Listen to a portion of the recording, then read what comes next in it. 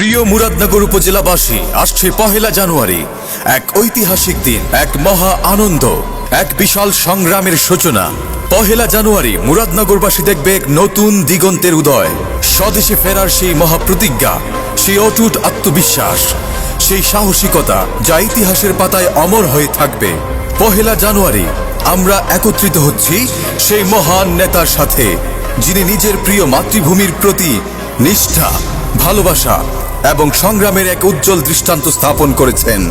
তার স্বদেশ প্রত্যাবর্তন ছিল একটি বিজয়ের সঙ্গীত। তার আদর্শ, তার সংগ্রাম, তার সাহস আমাদের জীবনকে আলোকিত করবে। আসুন একত্রিত হয়ে নতুন উদ্যমে অগ্রসর হই। আসছে পহেলা জানুয়ারি, মুরাদনগরের মাটি ও মানুষের নেতা আলহাজ কাজী শাহ মুফাজ্জল হুসাইন কায়কুবাদ ভাইয়ের সমাবেশে একত্রিত হয়ে আমাদের ঐক্য, আমাদের শক্তি, আমাদের একসাথে চলার দৃঢ় সংকল্পই হবে তার প্রতি শ্রদ্ধার প্রমাণ। স্বদেশে তার প্রত্যাবর্তন ছিল একটি ঐতিহাসিক মুহূর্ত। তার মতো সাহসী হতে, তার মতো সংগ্রামী হতে, তার মতো দেশপ্রেমিক হতে আজ আমরা একত্রিত।